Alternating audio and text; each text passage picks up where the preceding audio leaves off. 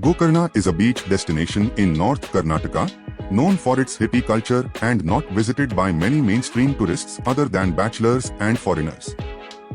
It took around 8 hours to drive, excluding the breakfast and lunch breaks to reach Gokarna. Most of the first 350 kilometers is through a 6-lane highway, but the later 150 kilometers took all the fun away. Under construction roads were distributed throughout the last stretch. In some places, it was not distinguishable whether it was a road or a dried-up field. The main places to visit in Gokarna are Om Beach, Butterfly Beach, Half Moon Beach, and Kudle Beach.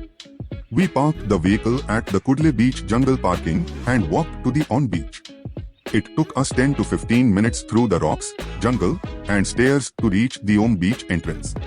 While going, it was early morning, so the path was enjoyable, but returning post-noon was a slightly challenging walk. Om Beach is the most beautiful place in Gokarna. We spent the most time here.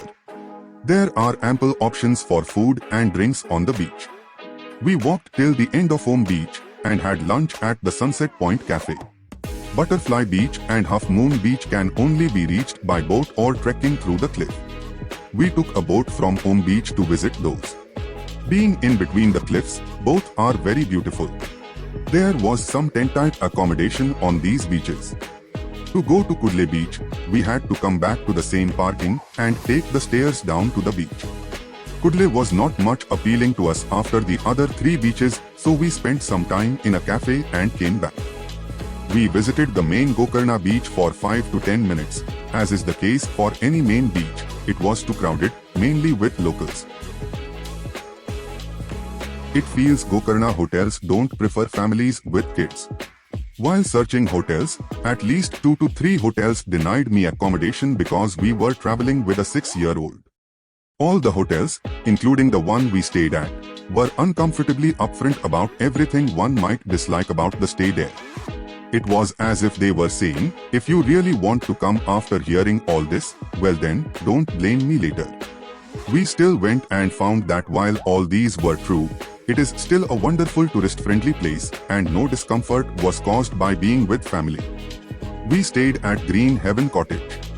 To reach the hotel, a narrow road leads to a super narrow blind lane, which ultimately becomes a mud road, takes an even narrow turn, and ends in pay parking.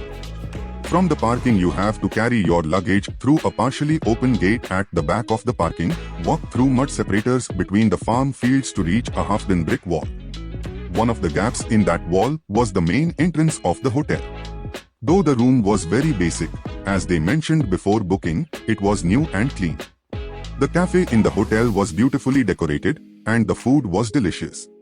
The beach is walkable from the room but through another gap on the other side of the wall, a farm field, the backside of a cafe, and ultimately, a bamboo-made bridge.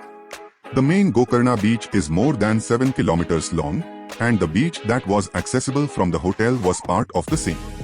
But this part was the least crowded. The clean sand and less gradient made it perfect for swimming. We spent both evenings of our trip on this beach. The roads in Gokarna are pretty narrow. Part of Gokarna being on a cliff adds another dimension to this. It is certainly not for people with any walking constraints. If you are fit, you will enjoy this place. While I was being happy about driving to a place 500 kilometers away, this guy showed me my place by driving to Gokarna from Germany.